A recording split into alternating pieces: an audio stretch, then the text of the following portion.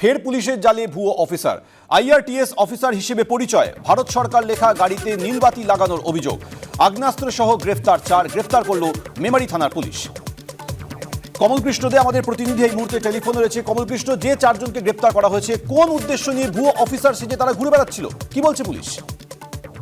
দেখো, প্রথমে যে তোমাকে ঘটনাটা বলে রাখি যে গতকাল রাত্রি বেলাতে তোমার একজন ভুয়ো রেলের বড় অফিসার পরিচয় দিয়েছিল এবং নিজেকে আইআরটিএস অফিসার বলছিল এবং তিনি নিজেকে আরআরবি অর্থাৎ রেলওয়ে রিক্রুটমেন্ট বোর্ডের মেম্বার এবং তার সাথে আরেকজন ছিলেন, তিনি নিজেকে আরপিএফ কর্মী পরিচয় ছিলেন এবং শুধু কর্মী পরিচয় নয়, তিনি রীতিমতো আরপিএফ এর পোশাক পরিহিত ছিলেন এবং তার কোমরে গোজা ছিল হচ্ছে 9mm পিস্তল এবং তার সাথে আরো যে দুজন ছিল তারা নিজেদেরকে রেলের গ্রুপ ডি কর্মী পরিচয় দিচ্ছিল। এরকমই একটা 4 চাকা নীলবাতি লাগানো গাড়ি, যেখানে ভারত সরকারের স্টিকার সাজানো, সেই গাড়িতে করে 19 নম্বর জাতীয় সড়ক ধরে তারা যাচ্ছিলেন এবং পালসি টোল প্লাজা পেরোনোর পরই তাদের হচ্ছে সাধারণ মানুষের সাথে বচসা হয় এবং তারপর মেমারি থানার পুলিশের কাছে খবর যায় এবং মেমারি থানার পুলিশ তাদের জানার পরে তাদের সন্দেহ হয় এবং সন্দেহ করে তাদের গ্রেফতার করেছে এবং তাদের আজকে বর্ধমান আদালতে তোলা হয়েছে।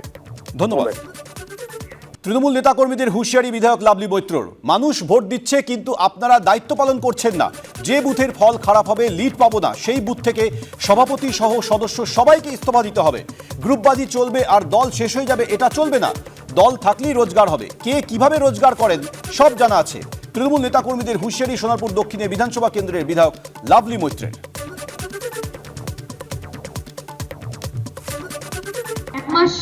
দু মাস খুব বেশি হলো, তারপরে পার্লামেন্ট ইলেকশন, তাতে একটা কর্মী সম্মেলন হচ্ছে, বুথ ভিত্তিক কর্মী সম্মেলন, সেখানে অর্ধেক লোক আসেনি। বুথের যাদের বুথ কমিটির লিস্টে আমাকে নাম দেওয়া হয়েছে তাদের মধ্যে অনেকে অনুপস্থিত। উন্নয়ন কোথাও কিন্তু থেমে নেই, এটা মমতা বন্দ্যোপাধ্যায়ের নির্দেশ। আমাদের রাজ্য সরকারের কাজ চলছে, উন্নয়ন চলছে, কিন্তু আপনাদের নিজস্ব ফাজলামোর জন্য প্রত্যেকটা অঞ্চলে প্রত্যেকটা বুথে এমন কিছু কিছু মানুষ আছে যারা কোনো দলেরই না, সকালে তৃণমূল, রাত্রে বিজেপি, দুপুরবেলা সিপিএম। এই সমস্ত কিছু লোকের জন্য আজকে আমাদের অঞ্চলের ক্ষতি হচ্ছে। মানুষ ভোট দিচ্ছে কিন্তু আপনারা আপনাদের দায়িত্ব ঠিক মতো পালন করছেন না। আজকে পালন করছেন না বলে অর্ধেক মানুষ আজকে এখানে আসেনি। একটা বুথ ভিত্তিক কর্মী সম্মেলন একটা ইলেকশনের আগে, তার চেহারা এরকম হতে পারে না। এটা আপনাদের লজ্জা। প্রধান, উপপ্রধান এবং প্রত্যেকটা সদস্য যারা এখানে বসে আছে, যারা বড় বড় কথা বলে, ভাষণ দেয়, যাদেরকে যখন ডাকি বলে অঞ্চলের অবস্থা খুব ভালো, অঞ্চল একদম ঠিক আছে, কিন্তু আজকে লজ্জা। আমার মনে হয় আপনাদের সবার ছেড়ে দেওয়া উচিত। পার্লামেন্ট ইলেকশনে প্রত্যেকটা বুথ ভিত্তিক আমরা রেজাল্ট দেখবো। যেই বুথের রেজাল্ট দেখবো যে খারাপ আছে, যেই বুথের লিড হবে না, সেই বুথের বুথ সভাপতি এবং সদস্য তাদেরকে কিন্তু রিজাইন করাতে হবে। আমি নিজের দায়িত্ব নিয়ে বলছি, তাই সেই প্রধানকেও দায়িত্ব নিতে হবে। প্রধান মানে শুধু পঞ্চায়েতের কাজ করলে চলবে, প্রধান মানে পুরো অঞ্চলটাকে দেখার দায়িত্ব তার। প্রধান থেকে শুরু করে সেই বুথের মেম্বার সবাইকে আমি রিজাইন করাবো। আমি দায়িত্ব নিয়ে বলছি।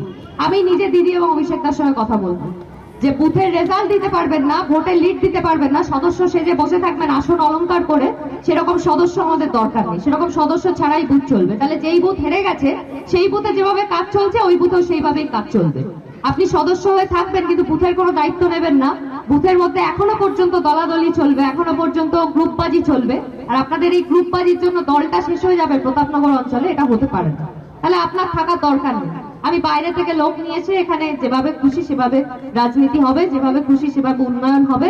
আগামী দিনে আমি রেজাল্ট দেখব এবং সেই রেজাল্টের উপর ভিত্তি করে আপনাদের রিপোর্ট আমি দলকে জানাবো এবং দল তারপরে যে ব্যবস্থা দেবে সেই ব্যবস্থাটা আপনাদের এগেনস্টে নেওয়া হবে। দল থাকলে রোজগার হবে। রোজগার কে কিভাবে কোথা থেকে করেন আমি সব জানি, আমার কাছে সব খবর আছে। হ্যাঁ, দলটা না থাকলে তো সেটা হবে না। তাই জন্য বলছি গ্রুপবাজি বন্ধ করুন।